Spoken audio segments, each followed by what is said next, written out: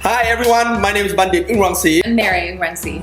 And today we're gonna give 3 tips on successful interracial marriage. So many people have asked us what are the secrets of our success. We've been married 15, 16 years? 16 years. that's what successful right there. You don't remember how many years you've been married. Okay, so number 1, learn about other people's culture. Okay, learn about the other person's culture. I'm from Thailand, she's from America, and basically I was in America for almost 20 years, and she was in Asia.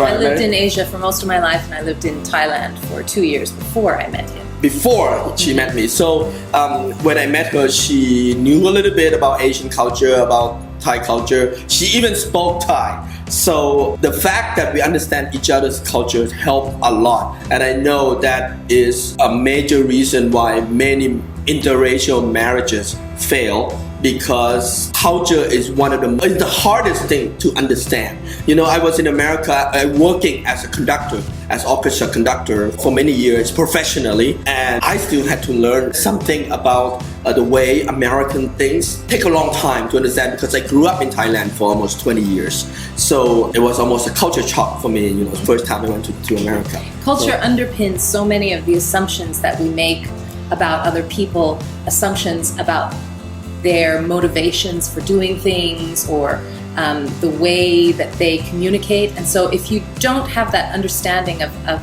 your spouse's culture and where they're coming from, there's going to be a lot of misunderstanding. And that misunderstanding and that can be avoided by putting some effort into understanding your spouse's culture, where they're coming from, what their assumptions are, what it is that's important to them. And what's important in their culture, and it will help so much in overcoming a lot of those misunderstandings or mixed signals, or trying to understand where the other person is coming from. And that brings us to on our tips, which is you've got to listen. Really listen to the other person. We talked a little bit already about culture and about how culture underpins so many of the assumptions that we make in our daily lives. And so you've really got to listen to what your spouse is saying, and then reflect back to them what it is that you are understanding. Because a lot of times what you might think they're saying really isn't what they're trying to communicate at all. So you've got to really listen to what it is they're saying, and then reflect back to them what it is that you're hearing, what it is that you understand, so that you make sure you're on the same page, that you make sure that you really are understanding what it is that they're trying to communicate. Don't just jump to conclusions and think you know what it is they're trying to tell you or what it is they're feeling, unless you've confirmed that with them. Because you do come from 2 different cultures, it's very easy to get your signals crossed and to misunderstand where the other person is coming from if you're not very clear, and if you're not really making the effort to listen to them without passing judgment first.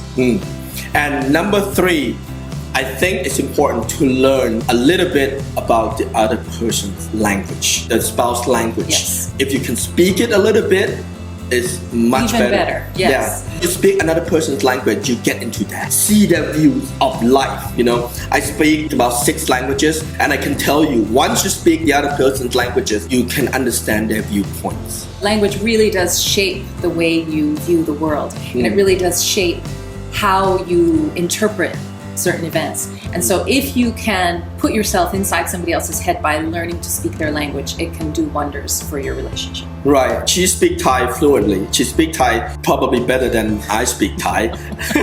Her behavior even change when she speaks 2 languages, you know, when she speaks English and speak Thai. I can feel the difference myself. Speaking English, I'm one way. Speaking Thai, I'm slightly different. And that's just a function of the language working inside my brain. Right. And that's true for everybody. Tony Robbins, which is number 1 world success strategist. Yeah. So he's even said that, you know, once you learn another person's accents, another language, you start to think like them. So that's the key to relationship, any kind of relationship, international relationship. Like, I think the world would be at a better place if we start learning other people's languages, and then we bond a little bit more, you know, instead of have these wars, we have peace. So anyway, that's the 3 tips for today, and we will see you for the next tip. Please leave the comments below, and we would love to hear from you. We will send you love, and goodbye for this clip.